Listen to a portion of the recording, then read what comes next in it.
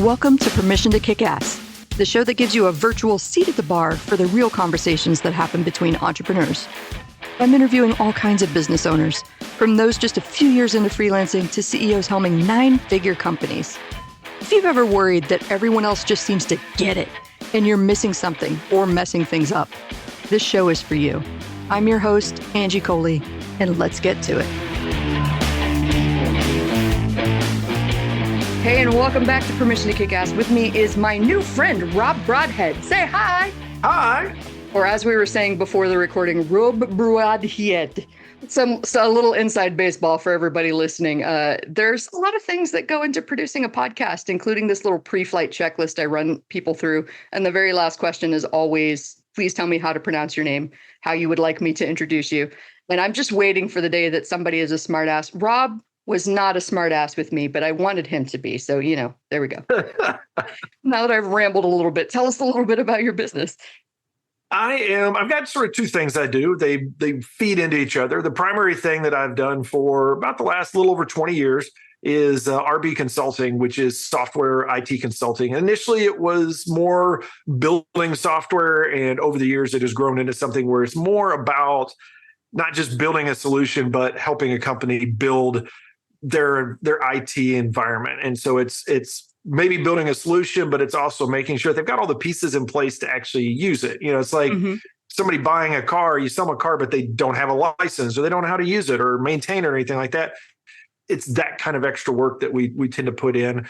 And then the other thing that is a large portion of my time is Developreneur, which is one of those mangled names. It's DEVELPRENEUR. And also known as Building Better Developers. We've got a podcast, we've got a blog, we've got education, we've got a mastermind starting up next year. So we got a little of everything there. And it's really to help those that are not technical that want to be better.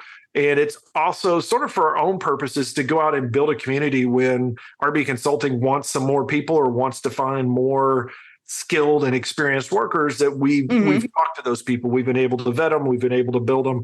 And it's one of those like that rising tide lifts all boats kind of an approach. Oh, yes. I love that approach to everything. And I know there's a certain amount of cynicism in some sectors of the industry that the path is for entrepreneurship, right? You do the thing for a while, then you create a program or a course, and then you create this, and then you create that, and it ends up in the masterminds.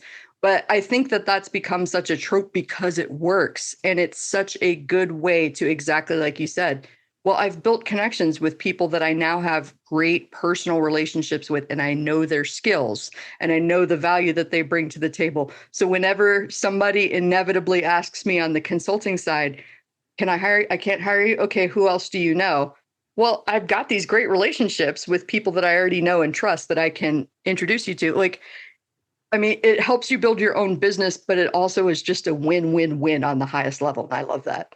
Yeah, it's very much one of those things that I think if you're in it for the right reasons, if you initially get in it to share, which I think most people can be jaded, but I think most of the people get into this kind of stuff, they're doing it to help others, to share their experience so that others can, learn from their mistakes and also learn from their successes.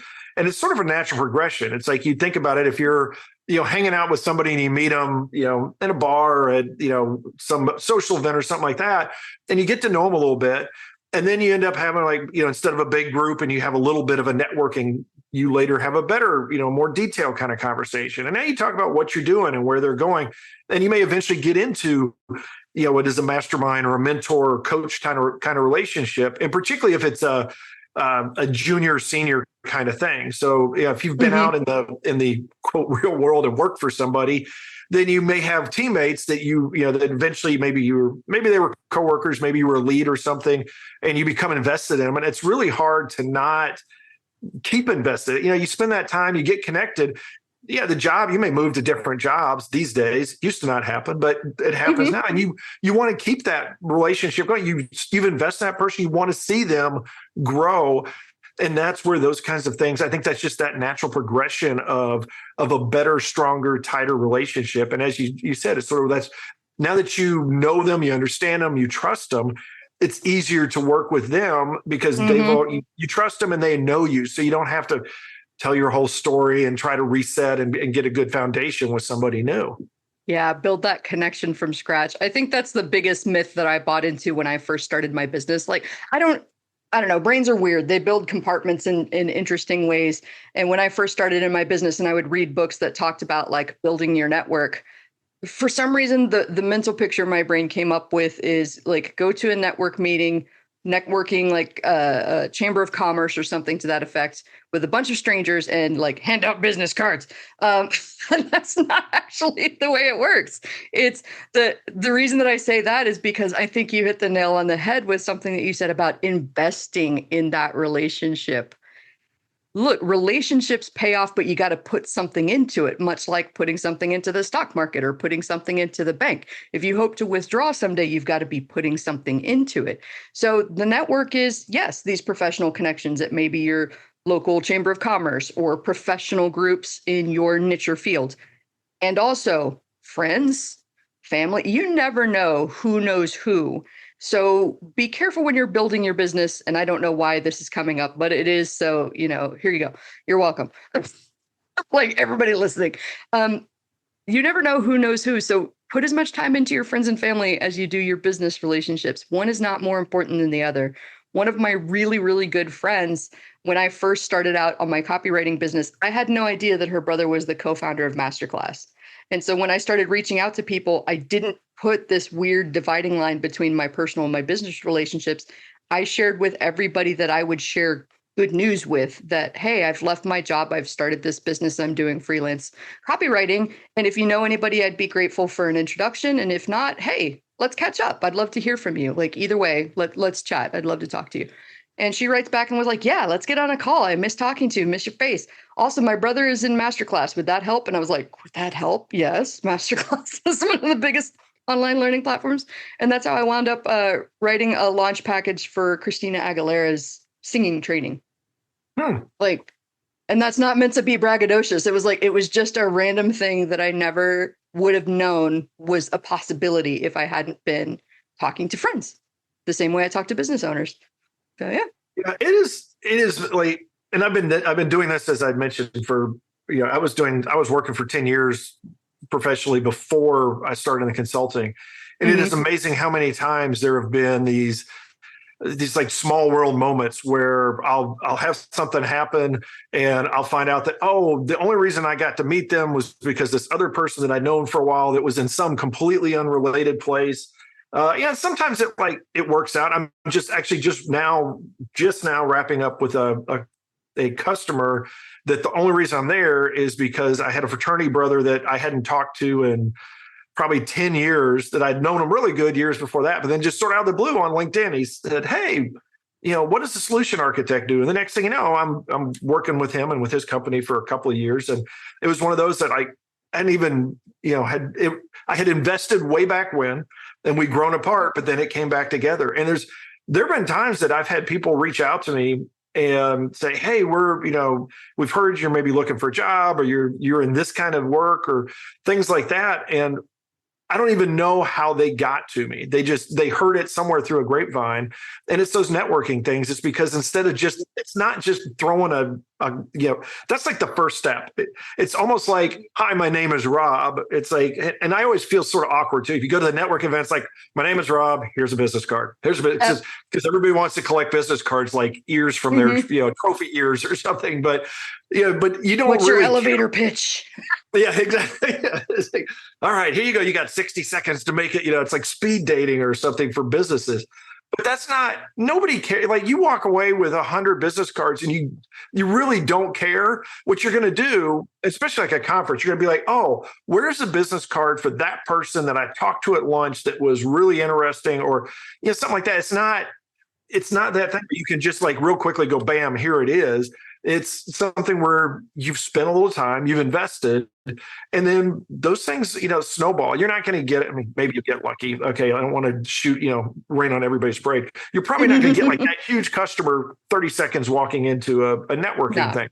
You're gonna spend time. You're gonna get to know people, and somewhere down the way, those kings are gonna bloom, and you're suddenly. And the longer you've spent doing it, the more you've built those relationships, the more those things will start to, it's the wherever you sow, there where you will reap kind of thing. It's like, if you're out there, and like you said, friends, family, all of that, just be nice to everybody, and then people are going to like you and they're going to trust you, and then that's going to help you whatever your business is. Even if, like you said, like even if you quit one job and you go into another career, another job, whatever it is, those people will come with you because they still like you, and then they know you, and then they'll be like, oh, you're really great, and I trust you to write my copy. Or if you're like, oh, wow, she became an auto mechanic, I bet she's a good one. All right, I'm going to have her go work on my car.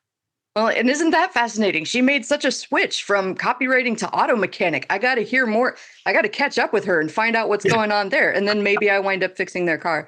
I think we've made, in some senses, like maybe it's a convergence of kind of the technology and how comfortable we've gotten creating relationships via screens, right? That sometimes it gets awkward to go into a mastermind or a networking event or something like that and actually make a genuine connection. But I also just find it so funny how we've gotten wrapped up in the techniques for conversation starting to a point that it was like, I was just talking with somebody on a different podcast about how I get spammed this week. I think it was like 6 different people sent me the exact same word for word script. And I was like, God, like, if you could just slow down for half a second and picture that I'm sitting on a stool at a bar and you went, oh shit, that's Angie. And I've been wanting to meet her. I'd love to work with her. And then you just walked in and was like, could you use 20 to 60 more leads per week with my proven system that is absolutely no spam? Would you talk to me like that on a human level? Would you? Because if you would, I'm just going to look at you like, what are you? Hi, my name is. That's usually how we start a conversation. Could we start again, please? Yeah, that's interesting because I hadn't really thought of that, but it really is formulaic. I mean, it's in some cases it's almost like its own little like spoof of itself. If you find anybody out there that like particularly picks on, for example, we'll pick on ourselves, podcasts. Yeah, there are and in YouTube videos, there's certain like, especially in a certain like like Gen Z and millennials, there's just certain way that like they start. The middle, the end, the sign off, because these are the things that people were taught somewhere, usually through probably 100 of them went through the same school. And it's like, do this, do this, do this. This is how I'm going to do it. And this is approach. This is the recipe. And that's what you follow. And the ones that are successful don't follow that at all. I mean, that's like podcast. A great one I always bring up is Dan Carlin, who does Hardcore History, releases like once every 2 years or something like that. I mean, it's basically it's more like an audiobook as opposed to a podcast, but he doesn't have, I mean, he's fascinating, but he doesn't have any of the things that you would normally associate with a podcast. And you think about anything that's great. The reason it's great is because it's not formulaic. It's not that they, followed their recipe and said, okay, I have to say hello to you this way. And I have to use these 3 words 6 times in the first 5 seconds, sort of like an elevator pitch. It's like, you don't walk up to, well, some people do. You don't say, hi, my name's Rob. Rob is meeting you right now. I'd like to, that I'm Rob or something like that to try to beat a point in like they do with, what about 60 or 70 leads? Hey, have you heard about I could increase your generating 60 or 70 more leads? That's that repetitive stuff that you see it right away. You're like, okay, trash. I don't need to hear it. And it's funny because like it doesn't take as much as we think it does to build a connection.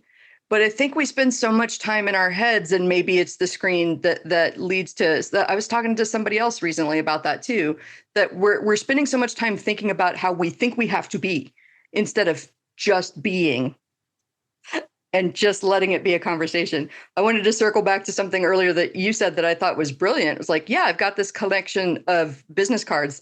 And also, I am very ADHD. I don't remember names. Like I remember faces. And I've also developed a tendency over the years to go, I know your face. Please help me out with your name. Like I'm just comfortable with the fact that that's who I am now. And if we encounter each other, I'm going to eventually remember, right? But I take home a bunch of faceless little business cards.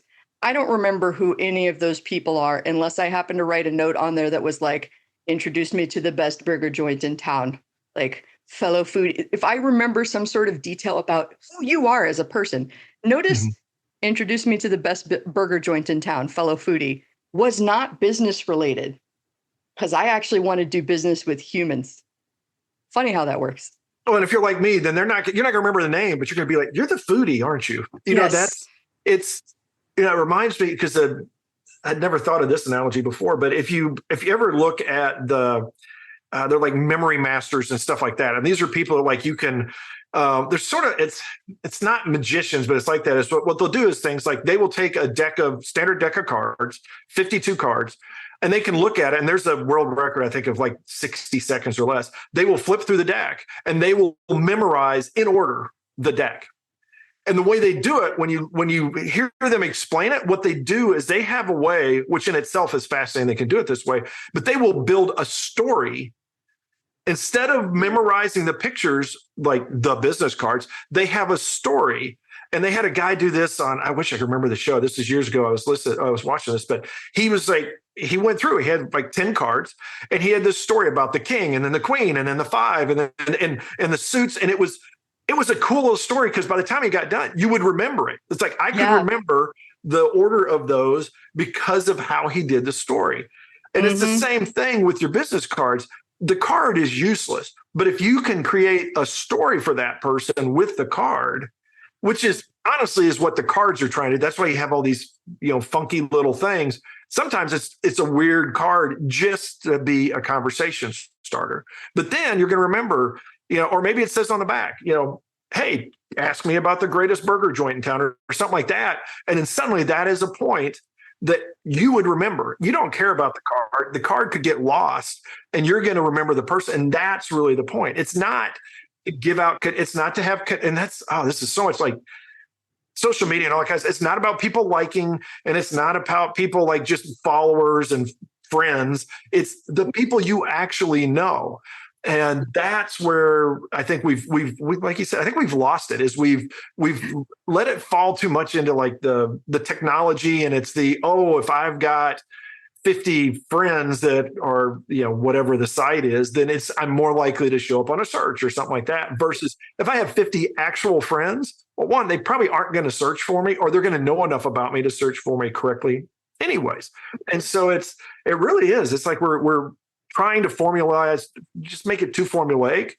And like I pictured you sitting in a bar and somebody walking up with your initial thing there. And it's like, for me, I'm thinking the first thing to do is just going to swivel that chair away. Yep. I'm going to go I would rather talk to my drink than you if that's your approach. My face would definitely be something like, yeah. Okay, cool. I'm going to be over where you're not over there. Thank you. Thank you. No, thank you. Yeah. We're forever in and this drives me nuts. So I'm kind of grateful that the generations coming up behind me are more focused on work-life balance than hyper productivity, like my generation and the generations before, because I think that hyper productivity got us to this place where it was like, how efficient can I be with reaching out to as many people? And some are really good at it. Like, it's hard to tell. I've seen some LinkedIn connections where it was like, I was looking through your profile and you said something so smart that I knew I had to connect. Yes, always open with flattery. And also the generic, vague, non-specificness of this leads me to believe that you have sent that message to at least 50 people in the last couple of weeks. So I have you've triggered some skepticism instead of actually building a genuine connection. So like maybe take 2 minutes to scroll through recent posts or look me up somewhere and be like, hey, I just came across your profile, but I saw this thing that I loved and I'd love to connect, right? Like there's a genuine thing.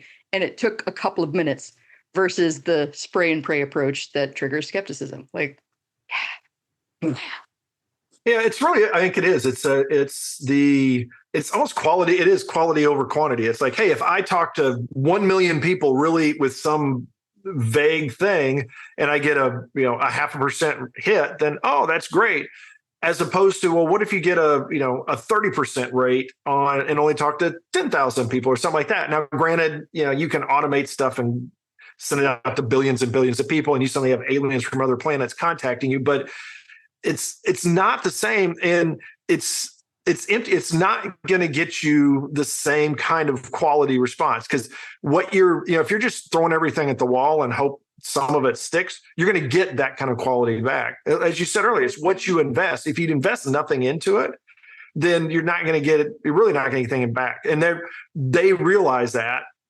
99.9% of the time, probably people realize that you did invest in it. This is just like you said, you're like, okay, I'm a little skeptical because I've heard this 100 times and it was vague. And it's like, that's almost, to me, it's like, tell me more about myself. What is it that you really liked about that? Or what, it's like, give me something specific in there so I can know that you actually listen to my podcast or read my blog or read my comment or whatever that is. Because there's too much of that. It's like, I laugh at it sometimes. We're like, I was just reading your article on blah, blah, blah. And then and I love how you said this. It's like, I didn't even say that. It's like, that wasn't even close. You missed the point entirely or something like that. It's like, come on. I get that all the time with pitches for people who want to be on Permission to Kick Ass. And I'm pretty sure somewhere on the form where they would have to apply to be on the show, I say specific things like, this is not an X ways to Y your Z show. Please be prepared to come on and talk about your experience, your story building a business, to share what you've learned, warts and all, with people. Something that's pretty explicit about what kind of show this is. And so I love it when people go, oh my gosh, I just came across Permission to Kick Ass and I had to binge watch it. It's so good. I think I would make a great guest because I've got 3 ways to grow your social media audience using AI. And I'm like, you ran face first into the point. You stabbed yourself through the eye and you still can't see it. What? No, you're showing me through that blanket pitch that you don't actually give a shit about the show, that you haven't listened to a single episode and you don't understand what I'm about. And you're trying to build a connection on a very superficial, you're trying to stand on a mountain of sand and that thing is going to come tumbling down. Nope. I would rather I don't care if it takes 2 minutes, but if you make that effort to make a personal connection and be like, I was only able to listen to the first 5 minutes of the last episode, but wow, that was great. And I was like, first of all, I'm going to listen to that episode later. Second of all, I knew I had to stop what I was doing and apply for the show while I was thinking about it. It's going to make a much bigger impression on me than the blanket, I'm such a big fan, I just binge listened and then immediately showed you I didn't listen to any episodes at all. Yeah, those are fun where it's like the intro that they've sent to 1 billion people and then the 3 lines that are really what matters, which is their pitch. It's hey, I can do this, this, and this. It's like, did you? And this is a perfect example. Is when you have a conversational podcast and people are sitting there saying, okay, this is great because I'm going to do X, Y, and Z. It's like, no, that's not, that's a road, that's an advertisement. That is not a discussion. And it comes out because I don't care how awesome you are at what you do and how excited you are about what you do. If really all you're doing is selling to me and the audience, it's going to come out and people are like, I'm going to go to the next thing. Yeah. And that's another thing that I talk about I call it my ideal guest manifesto. I am in business. I coach people who are in business. I am not saying, I'm the last person to say sales is a bad thing. If you are coming on the show to sell things, this is a bad fit. I will, we could record, you might get past all of the phases of screening, my wonderful assistant, the application and everything. But if we record and it turns into a 40-minute sales pitch, I still ain't going to air it. So you would have just wasted all of our time, plus made an enemy out of me for wasting my time. And it's not like I'm going to rain hellfire down on you or anything, but people ask me, hey, I'm looking for guests or I'm looking for other podcasts to be on. And I've created this incredible network of people who host other shows and who have been on other shows. Guess who's not getting my recommendation? Because you can't follow the freaking directions.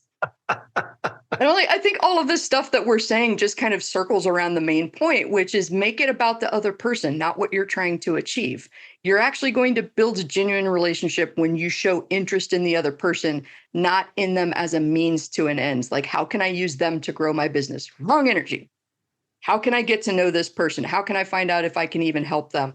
And the answer is you're not going to be able to help all of them, and you're not going to remember all of them, and you're not going to get along with all of them. And that's why making those personal relationships winds up being the crucial thing, even though it seems like the volume and the numbers and the sales conversations are. Well, and I think that's what gets lost sometimes is people turn it into a numbers game, and it's really not, because you sort of touched on your ideal guest. I think everybody, if they really sat down, whatever their business is, whatever their job is, if you know who your ideal boss, ideal job, ideal customer is, you would rather do 10 of those than 100 not ideal. And this is it, and I've actually had a couple episodes and articles just recently, because this has sort of been in my head, is the whole idea of serving that other person sometimes because by sending them somewhere else. And this is that does go back to that networking thing. It may be that you come to me, and let's say, because we've already put that out there, is that you're into auto repair, and somebody comes to me, I'm not, but I'm like, you know what? I was talking to Angie the other day, and she's getting into this, and she's got a cool story how she got there anyways. So here, let me point you that way. And then I've served them. I've served myself, because it's not going to do me any good to steal that repair business, because I'm going to stink at it. And sometimes I think, we are like, oh, well, this is close enough, so that's what I need to. I can steal this business. This is going to help me. But then you realize it doesn't help you, doesn't help them, burns the relationship sometimes. It's better off to pass that off to somebody else and be known as just somebody that's going to help you out, period, whether it's going to help them or not. And then when they do truly need you, or they find somebody that is your ideal customer, now you've got that referral kind of thing where people are out there and they're your fans, for lack of a better term. They're out there, and if they hear something that's in your niche, in particular, if you've got something that's different, then they're going to, when somebody hears that, it's going to connect. They're going to say, hey, I had lunch with this person 2 months ago, and they do exactly what you're looking for. And I haven't heard anybody talk about it other than you two. And I've been in those situations where people are like, I'm going to go back and remember who that was, find them out, get their contact information, and get it to you, because we all recognize that, like, if there's two unicorns, you want them to go meet each other or something like that, where it's like, it's like, oh, I do know somebody that does that. I do know how I can help you. So here, I'm going to point you in that direction. So instead of trying to be everything to everybody, like those vague emails are, it's like, actually go find out who it is you want to talk to, who you want to work with, who fits with you, and then go with that. And then everybody's happier. I think it's brilliant you brought up that concept of the connector. I know I'm definitely a connector, but that's been one of the fastest ways that I've actually grown my business is by doing exactly what you said, recognizing that I can't help certain people, but I might know somebody who they can either help you because they specialize in that thing that I do, or my plate is full and I can't help you right now, or that problem that you're experiencing is not within my field of expertise, but I know this person over here that might be able to help. I connect you to them. They get my borrowed authority, so they're much more likely to get a sale. If they've got a good relationship and they get along, then they see me as the hero for introducing them. It's just like win-win-win all around to pass on business. And that's interesting to me. So, if you think about it, that's really what the influencers are, is they're really that pass on, but it's fake. I guess it's usually because influence, if you've got 1 million followers, you don't know your 1 million followers. It's not the real thing. But this is you being maybe a lower, instead of a capital I, a lowercase I influencer within what it is, but it is a much more powerful kind of influence. Because then it's like, if they say they know you, they mean they actually know you, not that they watch your show all the time and they've never actually had a conversation, or you don't know who they are. It is a mutual thing. And now you have that connection, and then you have that value of being able to help them out. They can help you out. And those networks and those connections are the ones that I think really move us forward. It does all come down to who you know and who trusts you and who you trust. And we've grown away from that. And I think growing back to it, and maybe that's part of it. Maybe that's where people are starting to see that, sometimes these influencer things and that it's a house of cards, and you're just waiting for something to go wrong. And then it's like, okay, I don't trust you. It's about the wrong thing. And that trust, actually, you jogged my memory. Because like, if you get to that point where you're passing off business and you're connecting people, that trust naturally develops as a result of somebody not feeling like you sold them or that you used them as a means to an end. You genuinely cared enough to try and help them find a solution to the problem, even if yours wasn't the solution, right? And that's how you become a trusted expert in your network of people and you start to raise your star. And like you talked about, a rising tide lifts all boats. As my reputation raises in the industry, I get to bring up all of the guests on the show that I've had with me. All of the people that I've coached and mentored with me get to come up with me too. And the cool thing is about building genuine relationships, then you have more natural content to put out into the world, like these conversations. Like I had a this is going to air so many months after all of this has become hindsight, but it's interesting because right now I'm just dealing with a bit of drama where my publisher, I'm self-publishing a book. They dropped the ball on customer service in such a big way. I was just like jaw on the floor going, how could you get it so wrong? So I wrote a post called My Honest Thoughts on Self-Publishing and put it out into the world, like with the whole saga, with their exact emails, my exact emails, just going, well, usually when invited to take my business somewhere else because they don't have a solution for me and I have to decide what I can live with, they actually told me this, I take my business elsewhere because I was invited to do that. So I'm in the process of pulling that link down from everywhere and we're switching everything over to Amazon. And I didn't want to give this business to Amazon, but my book coach assures me that we can still make this launch happen. And it was in the process of talking about this is what's happening. And I just said, and my book coach. And probably within 10 minutes of posting that, somebody said, hey, I saw everything that's going on with the book. Like, I'm so glad you got that taken care of. About your book coach. I got a book coming up soon. And if she helps save you from this spectacular meltdown, like, do you think she could take me on too? And I was like, oh my God, yes, you need to meet. You are both awesome people. Let me fire off that introduction. So like, I'm not talking about using your relationships as a means to like content, but these things come up where you get to mention awesome people in your network in a very organic way and then invite connections and then get business that way too. It's like when you approach it from that right aspect of lifting people up, creating genuine relationships, being a human instead of being a marketing machine, then this can get pretty exponential pretty fast. Yeah, it is. You mentioned because now one of the things I've done on my podcast is I do vary quite a bit the people I talk to. Is it even though it's sort of a focus of technology and that. I've especially early on, I was just like, what? Because I like talking to people. I like finding out what their business is and what their problems are, and then I've met a few people that do podcasts that are like that are very general purpose, like all kinds of different people that are guests, and the stories that they have so often are an introduction into what they do. Is that I'll be talking to somebody and they'll say, and it'll be slice of life stuff. It'll be things like, somebody, hey, my parents are getting older and I'm trying to figure out a home for them to go into. And then that triggers that, I was talking to this person the other day and this is what they did and this is what they went through. And then it comes out that, oh, by the way, and they're, I don't know, they sell real estate or they do that. And like, oh, wow, that's cool. Cause I'm actually looking to sell a home right now or, something like that. It's not when it's a secondary or tertiary or somewhere down the line connection makes, for me, like if I can make that, it makes me feel that much better that somehow that like all of my rambling actually connected to people in a good way. But also that like that's the stuff that is really genuine because then it's like you said, you weren't selling them, you weren't selling that other person to them. It just happened to be that, oh, you guys know each other like you got with, like you got into the masterclass. It's like, oh, you guys know each other. You can work together. I like both of you. You're going to like each other.